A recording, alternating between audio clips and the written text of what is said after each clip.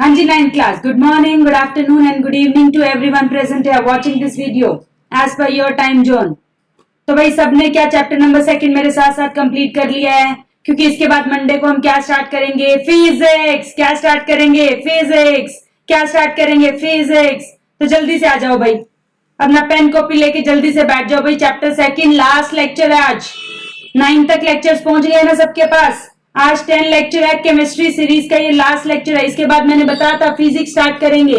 इसके बाद फिजिक्स के 2 चैप्टर करेंगे, motion and laws of motion.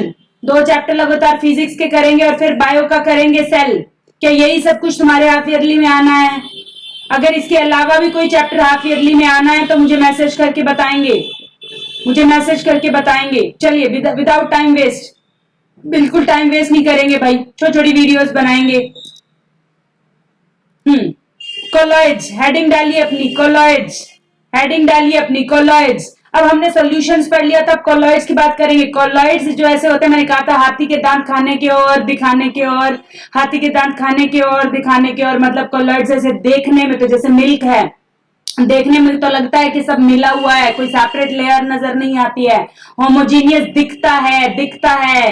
हाथी के दांत दिखते हैं लेकिन वो खाने के नहीं होते हैं, लेकिन होता वो हेट्रोजीनियस. आपसे पूछे कोलॉइडल सॉल्यूशंस क्या होते हैं, तो सीधी सी बात है, कोलॉइडल सॉल्यूशन सच में तो हेट्रोजीनियस ही होते हैं, लेकिन वो दिखते होमोजीनियस है. चलिए जी, ऐसे एक एक्टिविटी करके दिखाइए. देखिए तुम्हारे एनसीईआरटी की ये सॉल्यूशन है. इसमें से जब लाइट पास करी तो स्कैटर नहीं हुई, लेकिन इसमें से देखो लाइट स्कैटर हो गई, और स्कैटरिंग ऑफ लाइट इस बात का प्रूव करती है कि ये कोलॉइडल है, सॉल्यूशन नहीं है. अगर आपको 2 सॉल्यूशन दे दे ग्लास में डाल के और पूछे इसमें से कौन सा सॉल्यूशन और कौन सा कोलॉइडल है, तो आप उसमें से लाइट पास करके बता सकते हो. प्रॉपर्टीज, हेडिंग डालेंगे प्रॉपर्टीज. पहले लिखेंगे colloid is a heterogeneous mixture, number 1. Number 2 लिखेंगे साइज. इसका साइज जो होता है स्मॉल होता है, कि इंडिविजुअल नेकेड आई से नहीं देख सकता. जैसे सॉल्यूशन था ना, वैसे ही है. बस सॉल्यूशन वाली और इसकी प्रॉपर्टीज में सिर्फ 2 ही जगह अंतर है. उसमें पहले होमोजीनियस लिखा था, इसमें हेट्रोजीनियस लिखेंगे. उसमें लिखा था पार्टिकल नेकेड आई से नहीं दिखते, इसमें भी नेकेड आई से दिखते नहीं है. उसमें लिखा था enough to scatter passing through it, and उसमें लिखा था पाथ विजिबल नहीं होता, इसमें लिखेंगे पाथ विजिबल होता है. उसमें लिखा था थोड़ी देर छोड़ने पर सेटल नहीं होते, इसमें भी सेटल नहीं होते. ज्यादातर प्रॉपर्टी सॉल्यूशन वाली है, सेटल नहीं होते हैं. अनडिस्टर्ब छोड़ोगे सेटल नहीं होते हैं, क्योंकि पार्टिकल्स बहुत छोटे हैं, वो सेटल नहीं होते हैं. फिल्टर करेंगे, छानेंगे उसको तो क्या छन जाएंगे? नहीं भाई, ना ही दिख रहे हैं ना छन रहे हैं, ना दिख रहे हैं ना चल रहे हैं. उनको देखने के लिए लाइट पास करनी पड़ती है. स्पेशल टेक्निक सेंट्रीफ्यूगेशन पूछा जा सकता है. स्पेशल टेक्निक से ही कोलॉइडल सॉल्यूशंस को सेपरेट किया जाता है, जिसको कहते हैं सेंट्रीफ्यूगेशन. क्या हो गया? इस इन्हीं प्रॉपर्टीज को दोबारा भी लिखवाऊंगी. अगर किसी बच्चे को समझ नहीं आ रहा है तो बैक जाए, वीडियो को रिपीट करके दोबारा देख ले. हेट्रोजीनियस मिक्सचर होता है, उसके बाद कोलॉइडल सॉल्यूशन नेकेड आई से दिखता नहीं है, फिल्टर नहीं होता है, पार्टिकल बड़े नहीं होते हैं इसलिए बैठते भी नहीं है, और पार्टिकल स्कैटर करते हैं लाइट को. ये सारी प्रॉपर्टीज याद होनी चाहिए. उसके बाद वेरी इंपॉर्टेंट पूछा जाएगा, वेरी इंपॉर्टेंट पूछा जाएगा, टिंडल इफेक्ट क्या होता है? तो आपकी लाइट का बिखरना, हिंदी में समझा रही हूं बिल्कुल, लाइट का बिखरना, लाइट का बिखरना, लाइट का बिखरना, लाइट का बिखरना किस में से? कोलॉइडल सॉल्यूशन में. जैसे मिल्क है उसमें से लाइट पास करूंगी तो लाइट बिखर जाएगी. लाइट का बिखरना ही इस बात का प्रूव है कि वो एक कोलॉइडल सॉल्यूशन है. अगर आपको कभी टीचर केस स्टडी में पूछ ले कि प्रूव करके बताओ ये पर्टिकुलर जो मैंने आपको दिया है लिक्विड ये कोलॉइडल है, तो आप कहोगे कि मैम मैं इसमें से लाइट पास करूंगा और वो लाइट बिखर जाएगी, और बिखरते ही मैं इसका नाम कोलॉइडल पार्टिकल, कोलॉइडल सॉल्यूशन दे दूंगा. और इसी इफेक्ट को क्या कहते हैं? Tyndall effect. लाइट के स्कैटर होने को ही टिंडल इफेक्ट कहते हैं. लाइट एंटर करेगी, जैसे कि हम अगले पेज पे दिखाऊंगी डायग्राम की हेल्प से. तुमने देखा होगा रूम के अंदर खिड़की से लाइट एंटर करती है तो धूल उड़ते हैं. अगले पेज पे फोटोग्राफ में अच्छे से समझ में आएगा. डेंस फॉरेस्ट है, जंगल है घना, उसके पेड़ों के ऊपर से लाइट आ रही है, मिस्ट, ठीक है, वाटर ड्रॉपलेट्स, ठीक है, एटमोस्फेयर में जो है उनके अंदर से. या फिर हमने कई बार धुंध में देखा होगा, धुंध में जब गाड़ी चलती है हेडलाइट की वो जो लाइट होती है वो बिखरती है. इन तीनों बातों को समझने के लिए हम क्या चलेंगे? इन तीनों बातों को समझने के लिए हम क्या देखेंगे? हमारा डायग्राम देखेंगे, जो मैडम ने तुम्हारे लिए बड़ा सुंदर बनाया है. देखिए जरा, पहले रूम में एंटर करेगी, क्या लाइट बिखर रही है? बिल्कुल बिखर रही है। ऐसे पार्टिकल उड़ते हुए नजर आ रहे हैं, बिल्कुल। इस इफेक्ट को क्या कहते हैं? Tyndall effect. इधर देखो, क्या लाइट आती हुई नजर आ रही है? बिल्कुल आ रही है मैम। इस इफेक्ट को क्या कहते हैं? Tyndall effect. ये देखो, गाड़ी धुंध में चल रही है, क्या लाइट बिखर रही है? बिल्कुल बिखर रही है। इसको क्या कहते हैं? Tyndall effect. तो आपसे 2 नंबर में पूछा जाएगा, what is Tyndall effect? Writes its example. तो आप कहोगे scattering of light when it passes through colloidal, it is known as Tyndall effect. और एग्जांपल्स में क्या लिखोगे? कनोपी से पास होना, फोग में गाड़ी के हेडलाइट का, और रूफ के अंदर एंटर करना। मेरे हिसाब से समझ आ गया। नहीं आया तो रिपीट करके हम देख लेंगे। एक वीडियो को 10 बारी देखो, 20 बारी देखो, फ्री है, खूब देखो। चलिए जी, उसके बाद मैंने कहा था कोलॉइडल सॉल्यूशन किस किस से मिलकर बना है? कोलॉइडल मिक्सचर किस किस से मिलकर बना है? जैसे हमने पिछले में बात करी थी, सॉल्यूशन में सोल्यूट और solvent, solid solid, liquid liquid, liquid gas gas, liquid, ये 6-7 करे थे, याद है? वैसे यहाँ पे आपसे ये और ये आपको गिवन होगा, क्या बनता है वो पूछा जाएगा, और उसके एग्जाम्पल खूब पूछे जाते हैं। इंपॉर्टेंट है ये टेबल, एमसीक्यू में खूब पूछी जाती है, केस स्टडी में खूब पूछी जाती है। आपको कहेंगे डिस्पर्स्ड फेज, मतलब जो उसमें मिलाया जा रहा है वो लिक्विड है, और जिसमें मिलाया जा रहा है वो गैस है। बताओ क्या बनेगा? बताओ क्या बनेगा? क्लाउड्स बनेंगे, या फोग बनेगी, धुंध बनेगी? क्योंकि पता है ना धुंध क्या होती है। सोच के देखो, धुंध क्या होती है? हवा में पानी की बूंदे धुंध होती है। हवा में पानी की बूंदे धुंध होती है। तो पानी मिला गैस में, हवा तो थी लेकिन सर्दियों में उन हवा में लिक्विड भी भर गया, इसलिए उसको धुंध कह दिया। क्लाउड्स में भी सेम होता है। सॉलिड मिला गैस में, सॉलिड मिला गैस में स्मॉग, धुआं जो उड़ता है चिमनी से, वो काला निशान दीवारों पर छोड़ता है, क्योंकि इसमें धुएं के पार्टिकल्स थे, सॉलिड पार्टिकल्स थे गैस में। गैस में लिक्विड मिले तो वो धुंध बनती है, और गैस में सॉलिड मिले तो वो धुआं बनता है। धुंध एंड धुआं, क्या कॉम्बिनेशन बैठा। धुंध कब बनी? जब लिक्विड, और जब धुआं कब बना? जब सॉलिड। ये पूछा जाएगा। फोग और स्मोक का खूब पूछा जाता है। उसके बाद गैस मिली लिक्विड में, सबको पता है shaving cream. Shaving cream gas बनती है उसमें, इसीलिए वो बन जाती है झाग से क्रीम में। लिक्विड एंड लिक्विड मिल्क, सबको पता है पानी मिला देते हैं दूध में, लिक्विड में लिक्विड, सबको पता है जी। उसके बाद गैस मिली सॉलिड में, तो हमें गैस मिली सॉलिड में। स्पंज रबर बताया था, स्पंज रबर दबाते हैं गैस बाहर निकलती है, दबाते। आम लाइफ से इन एग्जांपल्स को लर्न करो, ठीक है। उसके बाद लिक्विड सॉलिड में बता दिया, जेली वगैरह, टॉफी जेली वगैरह खाते हैं ना, उसमें होती तो वो सॉलिड है देखने में, पर मुंह में जाके उसमें थोड़ा सा लिक्विड भी निकलता है। जेली वाली टॉफी खाई होगी सबने, बटर खाया होगा, चीज खाई होगी, दिखने में सॉलिड होता है लेकिन अंदर थोड़ा थोड़ा पानी होता है। सॉलिड सॉलिड में मिले तो जैम स्टोन, हीरे नग देखे होंगे, मिल्की ग्लास वगैरह देखी होगी, वो चमकते हुए 2-3 सॉलिड से मिलकर बनता है। मेरे बच्चों को कोई डाउट नहीं रहता। उसके बाद last and finish chapter, done and dusted, खत्म चैप्टर भाई। सस्पेंशन क्या होता है? ओनली हेट्रोजीनियस होता है, उसके पार्टिकल्स नेकेड आई से दिखते हैं, उसको हम स्कैटर कर सकते हैं लाइट से, वो सेटल डाउन हो जाते हैं और वो फिल्टर भी हो जाते हैं। जो सॉल्यूशन में यस यस यस लिखा था वो यहाँ पे नो नो नो, जो नो नो लिखा था वो यहाँ पे यस यस यस।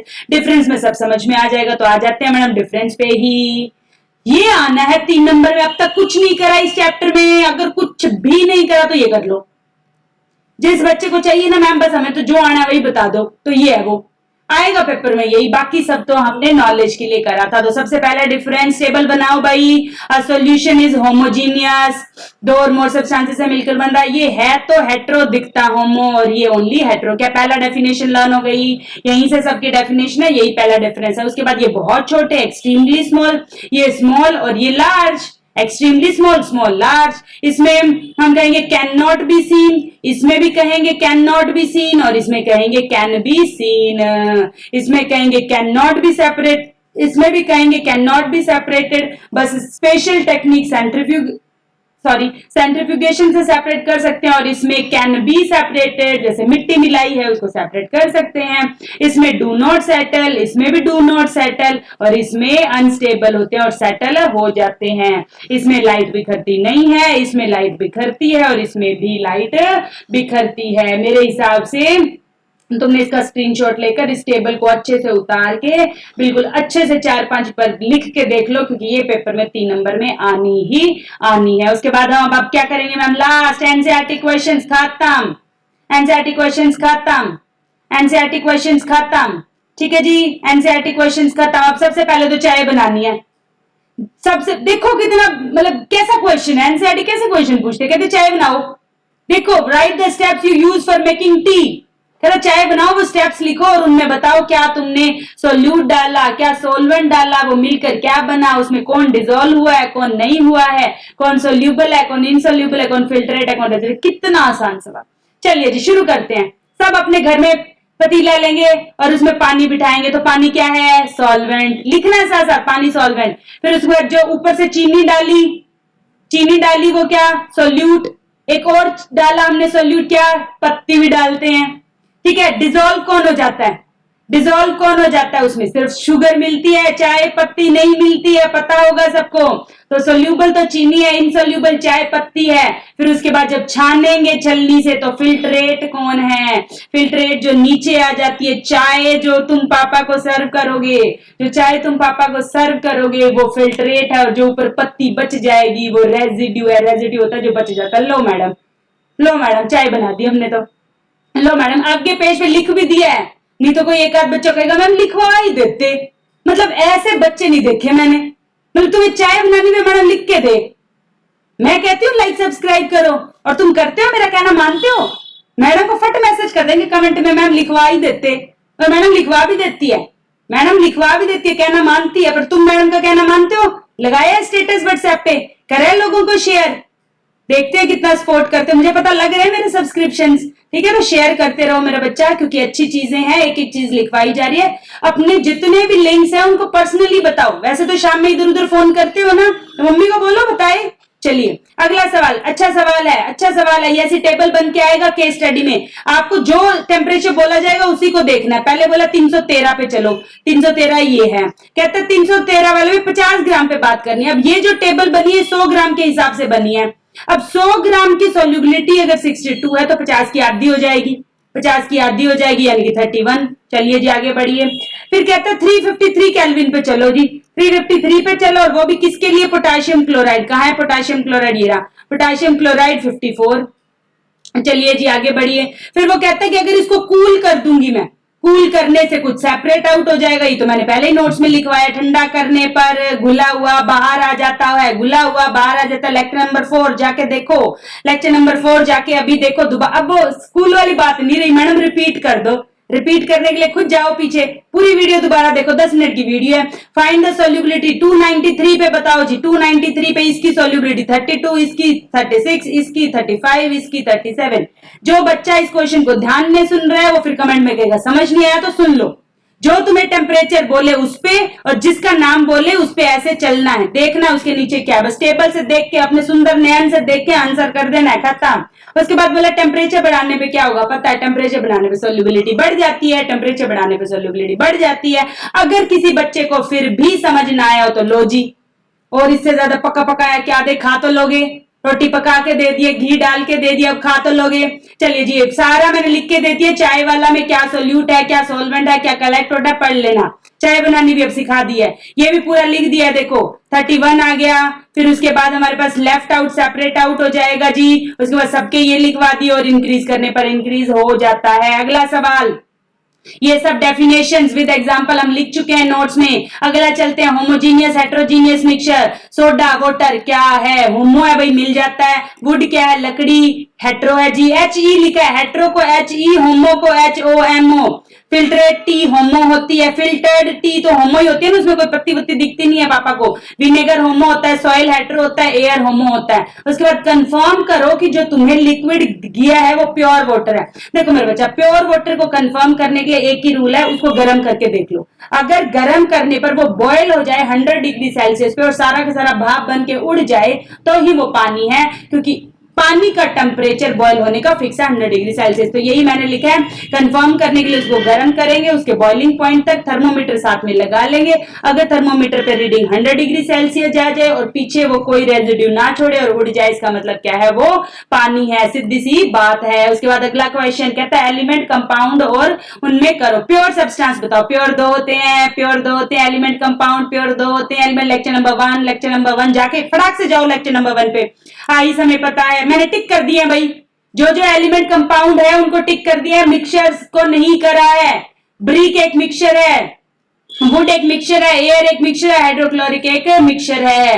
ठीक है, इन सबको आयरन हो गया, मरकरी हो गया, ये एलिमेंट है, और आइस एंड ये हमारे पास कंपाउंड है। तो एलिमेंट और जो कंपाउंड है वो प्योर होते हैं, बाकी सारे मिक्सचर्स होते हैं। उसके बाद उसने बोला सॉल्यूशन बताओ, यानी कि होमोजीनियस मिक्सचर फाइंड करने इस क्वेश्चन में। ये क्वेश्चन तुम्हारे पेपर में आते हैं, बच्चे ये क्वेश्चन छोड़ के जाते हैं और डिट्टो यही मैडम कॉपी पेस्ट मारती है, मैं बता रही हूँ। कोई टीचर कराता भी नहीं है क्लास में, उनको लगता है ये तो इजी है, और तुम्हें भी लगता है ये तो इजी है, पर वहां आते नहीं है तुम्हें फिर, तो इसलिए कर लो अभी। उसके बाद हमें 4 ऑप्शन दे देंगे तुम्हें और बताएंगे मिक्सचर्स फाइंड करो। सी वाटर हो गया, हमारे पास सॉल्यूशन है, घुला हुआ है, और हमारे पास एयर है और सोडा वाटर है, कोल और जो सॉइल है वो हेट्रोजीनियस मिक्सचर है। टिंडल इफेक्ट मतलब कोलॉइड फाइंड करना है। कोलॉइड कौन होता है? मिक्स और स्टार। सब कुछ करके दिया है तुम्हें, सब कुछ करके दिया। इसमें फिर से एलिमेंट कंपाउंड मिक्सचर फाइंड करना है। एलिमेंट के आगे मैंने ई लगा दिया, कंपाउंड के आगे मैंने सी लगा दिया, और मिक्सचर के आगे मैंने एम लगा दिया है। और ये सब बताए हुए तो दोबारा डिस्कस करने की जरूरत नहीं है। केमिकल चेंज फिर से पूछा है, फिजिकल केमिकल चेंज वाला।